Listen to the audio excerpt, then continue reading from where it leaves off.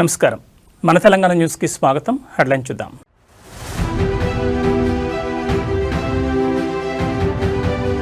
నాంపల్లి అగ్ని ప్రమాదంలో 5 మృతదేహాలు గుర్తింపు. 20 గంటలకు పైగా కొనసాగుతున్న సహాయక చర్యలు.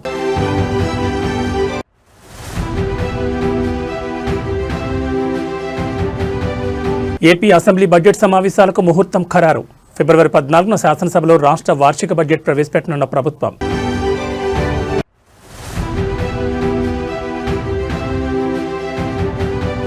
పంజాగుట్ట కాలేజీలో డ్రగ్స్ కలకలం. డ్రగ్స్ తీసుకుంటూ పట్టుబడ్డ 5 విద్యార్థులు.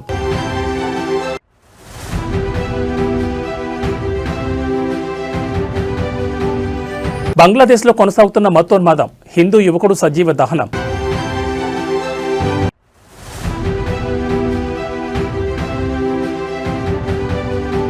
తిరుమలలో అంగరంగ వైభవంగా రథసప్తమి వేడుకలు. సప్త వాహనాలపై దర్శనమిస్తున్న మలయప్ప స్వామి. ఇక డీటెయిల్స్ చూస్తే హైదరాబాద్ నాంపల్లిలోని ఫర్నిచర్ షాప్లో శనివారం సంభవించిన అగ్ని ప్రమాదం అంతులేని విషాదాన్ని మిగిల్చింది. ఈ ఘటనలో భవనంలో చిక్కుకున్న 6గురిలో 5 విగత జీవులుగా కనిపించారు. నిర్విరామంగా 22 గంటలకు పైగా సాగించిన రెస్క్యూ ఆపరేషన్లో ఆదివారం ఉదయం 5 మృతదేహాలను అధికారులు గుర్తించారు. మృతులు ప్రవీణ్, అఖిల్, బేబీ, ఇంతియాజ్, హబీబ్ మృతదేహాలను గుర్తించారు. డెడ్ బాడీలను ఉస్మానియా ఆసుపత్రికి తరలించారు. మంటల్లో చిక్కుకుపోయిన మరో వ్యక్తి ఆచూకీ కోసం గాలింపు కొనసాగుతోంది. మృతులంతా సెల్లార్లో చిక్కుకుపోయినట్టు తెలుస్తోంది. ప్రమాద సమయంలో బిల్డింగ్లో మొత్తం 6 ఉన్నట్లు స్థానికులు చెప్పారు. ప్రమాదం సంభవించిన భవనం దృఢత్వంపై అనుమానాలు రేకెత్తున్నాయి. నిన్నటి నుంచి ఏకధాటిగా మంటలు ఎగసిపడగా దట్టమైన పొగ, వేడి సెగ ఇప్పటికీ తగులుతోంది. దీంతో 4 అంతస్తులు కలిగిన ఈ భవనం పటిష్టపై అనుమానాలు వ్యక్తమవుతున్నాయి. ఈ నేపథ్యంలో జేఎన్టీయూ ఇంజనీరింగ్ బృందం ఇప్పటికే ఘటనా స్థలానికి చేరుకుంది. ఈ బృందం బిల్డింగ్ను తనిఖీ చేసి నివేదిక ఇవ్వనుంది. ఈ నివేదిక ఆధారంగా భవనం విషయంలో అధికారులు నిర్ణయం తీసుకోనున్నారు. మరోవైపు హైడ్రా, పోలీసులు, ఫైర్ సిబ్బంది సమన్వయంతో సహాయక చర్యలు చేపట్టారు. మొత్తం 9 విభాగాల అధికారుల సమన్వయంతో సహాయక చర్యలు కొనసాగుతున్నాయి.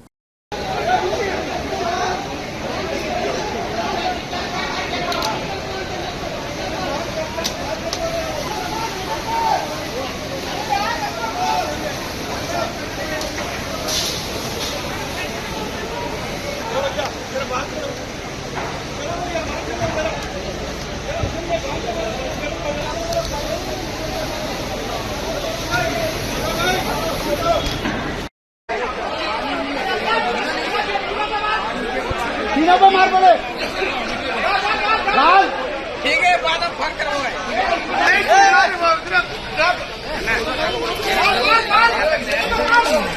यार नीला पे मार अपने नीला पे मार अपने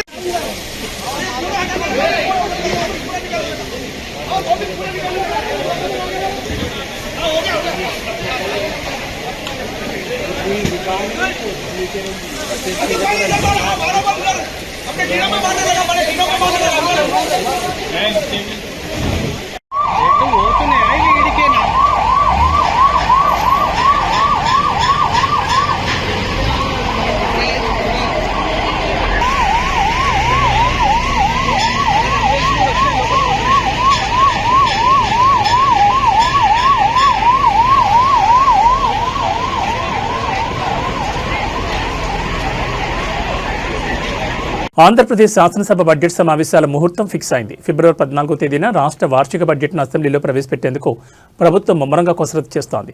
ఈ సమావేశాలను సుమారు 18 నుంచి 21 దినాల పాటు సుదీర్ఘంగా నిర్వహించాలని ప్రభుత్వం యోచిస్తున్నట్టు తెలుస్తోంది.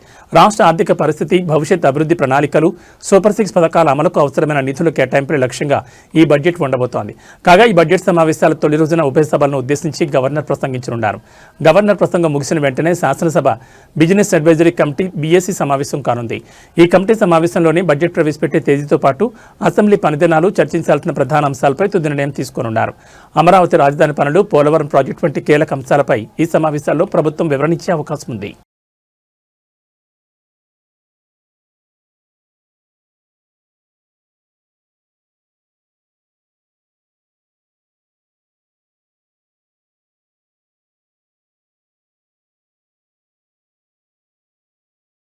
నకిలీ మద్యం కేసులో మాజీ మంత్రి జోగి రమేష్, ఆయన సోదరుడు రాము గత కొంతకాలంగా అండర్ ట్రయల్ ఖైదీలుగా జైల్లో ఉన్నారు. వారికి బెయిల్ మంజూరు కావడంతో శుక్రవారం జైలు నుంచి విడుదలయ్యారు. ఇదిలా ఉండగా తాజాగా వారిపై మరో కేసును పోలీసులు నమోదు చేశారు. ఇటీవల జైలు నుంచి బెయిల్పై బయటకు వచ్చిన జోగి సోదరులు భారీ ర్యాలీగా ఇంటికి బయలుదేరారు. ఎటువంటి అనుమతులు లేకపోయినప్పటికీ భారీ వాహనాలతో ర్యాలీగా రహదారులపై హల్చల్ చేశారు. శుక్రవారం వారు నిర్వహించిన ర్యాలీ కారణంగా విజయవాడ హైదరాబాద్ జాతీయ రహదారిపై భారీగా ట్రాఫిక్ జామ్ అయింది. అంతేకాకుండా ర్యాలీలో టపాసులను కాల్చడం వల్ల ఇతర ప్రయాణికులు స్థానికులు ఇబ్బందులు పడ్డారు. అంతేకాకుండా వైసీపీ కార్యకర్తలు డీజే పెట్టేందుకు ప్రయత్నించారు. వారిని నియంత్రించే ప్రయత్నం చేసినప్పటికీ సాధ్యపడలేదని పోలీసులు పేర్కొంటున్నారు. ఈ విషయమై కానిస్టేబుల్ ఇబ్రహీంపట్నం పోలీసులకు ఫిర్యాదు చేశారు. కానిస్టేబుల్ ఫిర్యాదు మేరకు జోగి సోదరులపై బిఎన్ఎస్ 126(2) రెడ్ విత్ 19(2) సెక్షన్ల కింద కేసు నమోదు చేసి దర్యాప్తు చేస్తున్నారు.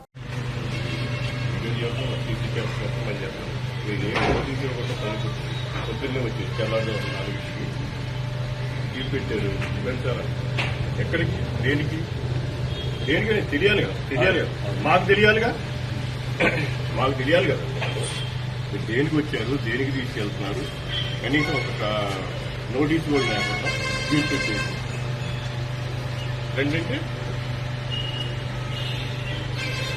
ఎంత దుర్మార్గమా?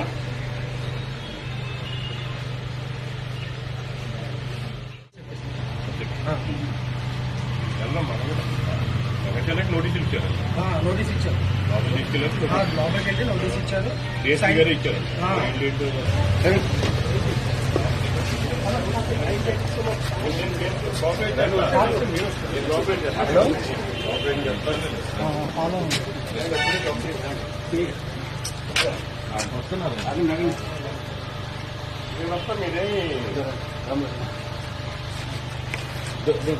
అక్కడ కేసులకి భయపడేది లేదు. పోలీసులకి పూర్తిగా సహకరిస్తాం. ఎన్ని నెలలు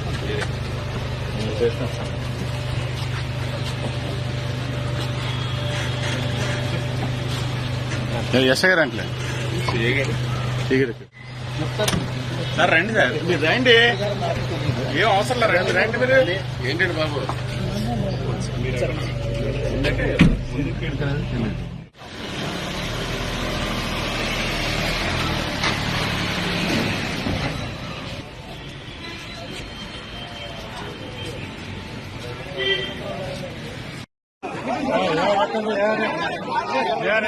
ఎక్కడమ్మా అందరూ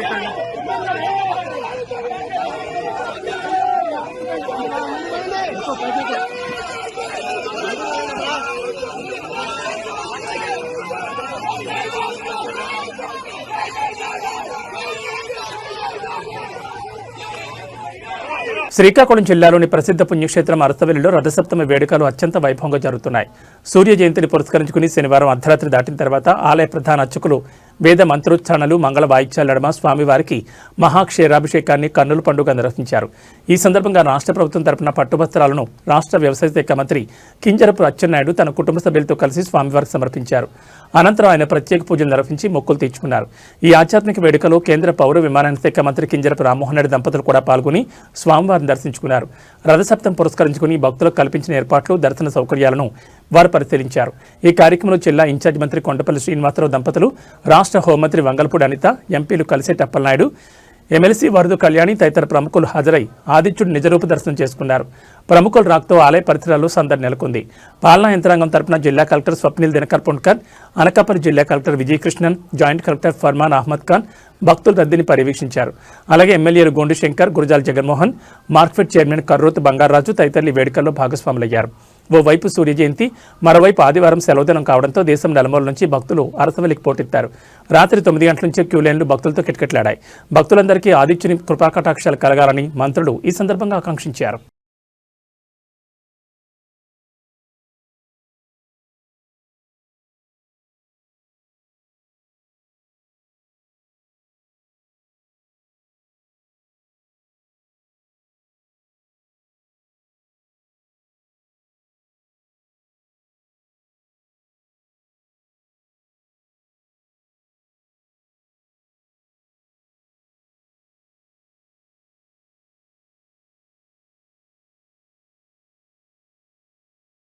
హైదరాబాద్ పంజాగుట్టలోని ఓ కాలేజీకి చెందిన విద్యార్థులు డ్రగ్స్ తీసుకుంటూ పోలీసులకు చిక్కడం కలకలం రేపింది.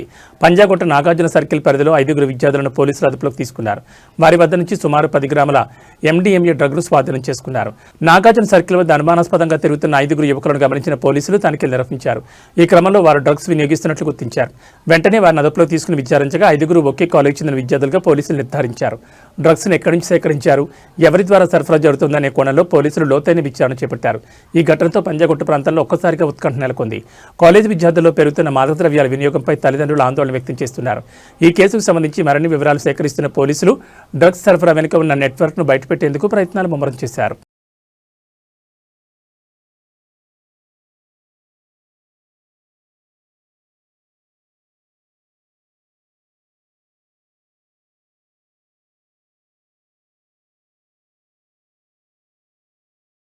మేడ్చల్ జిల్లా అల్వాల్లో అర్ధరాత్రి పెను ప్రమాదం తప్పింది. HMT కాలనీలోని ఒక ప్రైవేట్ హాస్టల్లో భారీ అగ్ని ప్రమాదం సంభవించింది.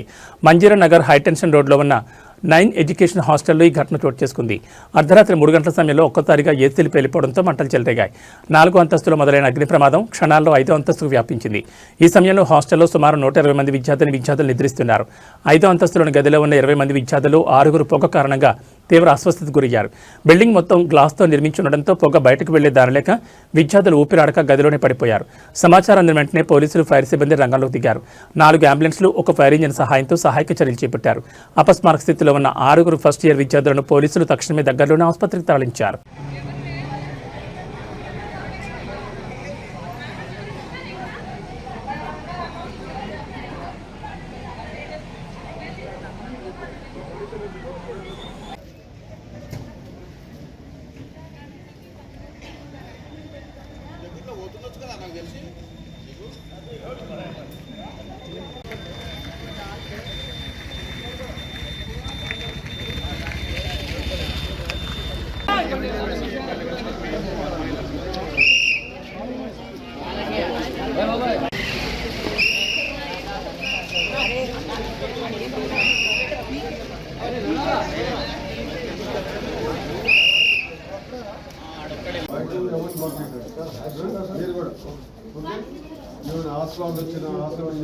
వీడియో ఇప్పుడు తీసుకురాం, ఒక్క నిమిషం, అందుకసే అంటున్నా.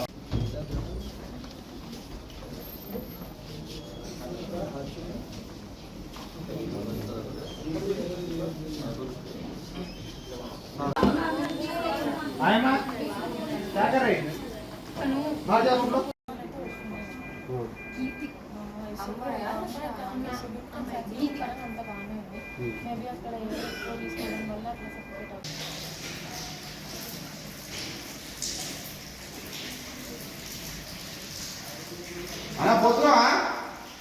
Okay, thank you.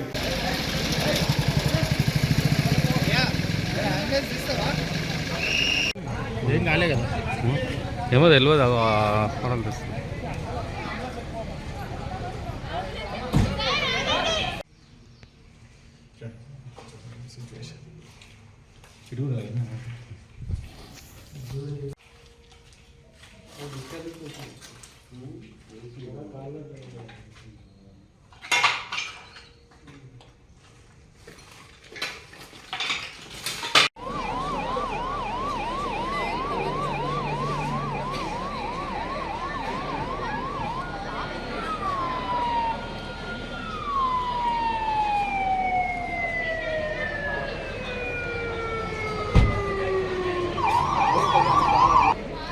నంద్యాల జిల్లా డోన్ రైల్వే పోలీస్ స్టేషన్లో ఇవాళ ఉదయం ఒక దురదృష్టకర సంఘటన చోటు చేసుకుంది.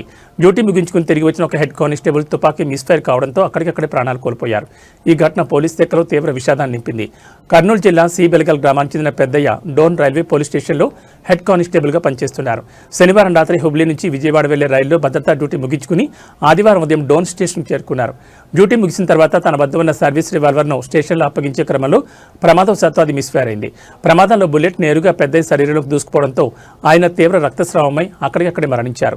సమాచారం అందుకున్న రైల్వే పోలీసు ఉన్నతాధికారులు సంఘటనా స్థలానికి చేరుకుని వివరాలు సేకరించారు. మృతదేహాన్ని పోస్టుమార్టం నిమిత్తం స్థానిక ప్రభుత్వ ఆసుపత్రికి తరలించారు. ఈ ఘటనపై రైల్వే పోలీసులు కేసు నమోదు చేసి దర్యాప్తు చేస్తున్నారు. మృతుడు పెద్దయ్యకు భార్య, పిల్లలు ఉన్నారు. ఆయన మరణవార్త విన్న కుటుంబ సభ్యులు కన్నీరు మున్నీరవుతున్నారు.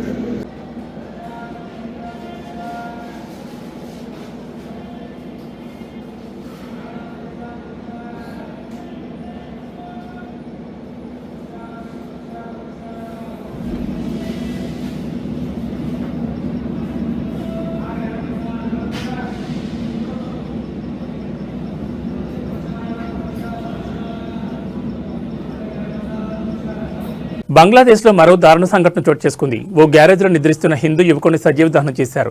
ఈ ఘటన నార్సింగ్ ప్రాంతంలో జరిగింది. శుక్రవారం రాత్రి ఓ గ్యారేజ్పై అల్లరి మొక్కలు దాడి చేశారు. షట్టర్ మూసివేసి పెట్రోల్ పోసి నిప్పంటించారు. ఆ సమయంలో గ్యారేజ్లో నిద్రిస్తున్న చెంచల్ భౌమిక్ అనే యువకుడు సజీవ దహనమయ్యాడు. చెంచల్ చనిపోయాడు నిర్ధారించుకున్న తర్వాత అల్లరి మొక్క అక్కడి నుంచి వెళ్లిపోయినట్లు ప్రత్యక్ష సాక్షులు తెలిపారు. మృతుడికి తల్లి, 2 సోదరులు ఉన్నట్లు సమాచారం. వీరిలో ఒకరు దివ్యాంగుడు. చెంచల్ తండ్రి చాలా కాలం క్రితం చనిపోయారు. ప్రస్తుతం చెంచల్ సంపాదనపైనే కుటుంబం మొత్తం ఆధారపడి ఉంది. అల్లరి మొక్క పథకం ప్రకారమే చెంచల్ని బంధించి హత్య చేశారని గ్యారేజ్ యజమాని తెలిపాడు. సంపాదించే పెద్ద దిక్కును కోల్పోయామంటూ కుటుంబ సభ్యులు కన్నీరు మున్నీరవుతున్నారు. ఈ ఘటనపై బంగ్లాలోని హిందూ సంఘాలు ఆగ్రహం వ్యక్తం చేస్తున్నాయి.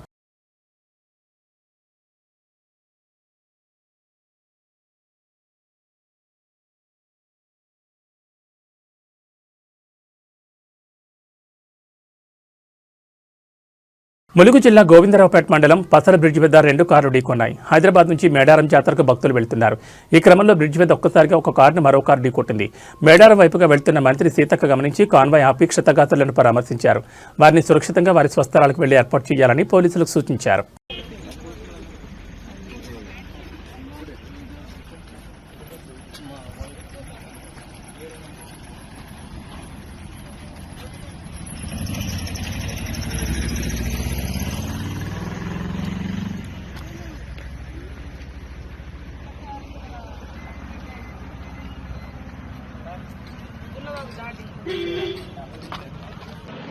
మరి వీటిని ఏమన్నా సెట్ చేయాలి కదా, వాళ్ళకి ఏదన్నా అరేంజ్ చేసి వెళ్ళిపోతారు. అయిందా దర్శనం అయింది?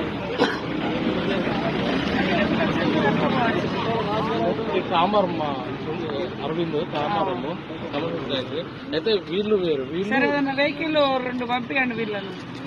హలో చేయించు. ఓకే తొందరగా షిఫ్ట్ చేయండి.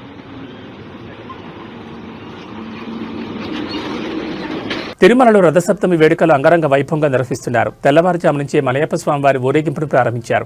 వేలాదిగా తరలివస్తున్న భక్తజనుల మధ్య స్వామివారు రాజసంగా ఊరేగుతున్నారు. ఉదయం నుంచి సాయంత్రం వరకు జరగనున్న ఊరేగింపులో భాగంగా 7 విభిన్న వాహనాలపై స్వామివారు తిరుమాడ వీధుల్లో భక్తులను అనుగ్రహిస్తారు. రథసప్తం వేడుకల నేపథ్యంలో ఆలయ మహాద్వారం నుంచి స్వామివారి సన్నిధి వరకు నానావిధ పుష్పపత్రాలతో అలంకరణ చేశారు. అందుకు సుమారు 10 టన్నుల పువ్వులను వినియోగించినట్లు టీటీడీ అధికారులు తెలిపారు.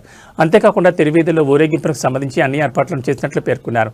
తెల్లవారుజామున 5:30 గంటలకు మలయప్ప స్వామివారు ఆలయం నుంచి వాహన మండపానికి చేరుకున్నారని, అక్కడ విశేష సమర్పణ అనంతరం సూర్యోదయానికి ముందే సర్కారు హారతితో వాహన సేవ ప్రారంభమైందని వెల్లడించారు. ఉప బ్రహ్మోత్సవాలుగా పిలిచే ఈ వేడుకల్లో భాగంగా ఒకే రోజు వ్యవధిలో 7 ప్రధాన వాహనాలపై ఊరేగుతారని అధికారులు వివరించారు. సూర్యప్రభ వాహన సేవతో మొదలై రాత్రి చంద్రప్రభ వాహన సేవతో వాహన సేవలు ముగుస్తాయని అధికారులు తెలిపారు.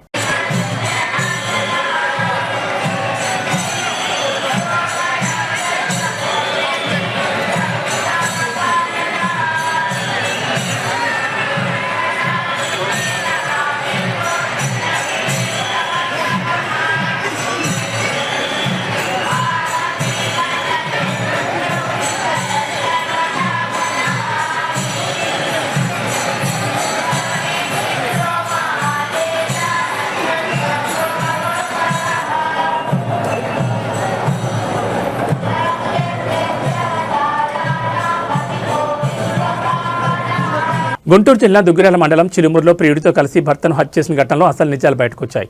భార్య మాధురి వ్యవహారంపై అనుమానంతో ఇంటి దగ్గర ఉన్న సీసీ కెమెరాలు ఏర్పాటు చేసేందుకు భర్త శివనాగరాజ్ ప్రయత్నం చేశాడు. సీసీ కెమెరాలు ఏర్పాటు చేస్తే తన వ్యవహారం బయటపడుతుందని ఆమె ఒప్పుకోలేదు. దీంతో భర్తను అడ్డు తొలగించుకోవడానికి ప్రియుడితో కలిసి ప్లాన్ చేసింది. ఇక ప్రియుడు గోపి తన స్నేహితుడైన ఆర్ఎంపీ డాక్టర్తో కలిసి హత్యకు ప్లాన్ చేశాడు. సదరు ఆర్ఎంపీ డాక్టర్ తెచ్చిన నిద్రమాత్రలను భార్య మాధురి బిర్యానీలో కలిపి భర్త శివనాగరాజ్కి ఇచ్చింది. అనంతరం అతన్ని ప్రియుడి సాయంతో హత్య చేసింది. ఇక ప్రియుడు గోపితో పాటు అతని స్నేహితుడు ఆర్ఎంపీ డాక్టర్ను కూడా పోలీసులు అదుపులోకి తీసుకున్నారు. శివనాగరాజు హత్యపై మాధురి, గోపి, ఆర్ఎంపీలను విచారణ చేస్తున్నారు.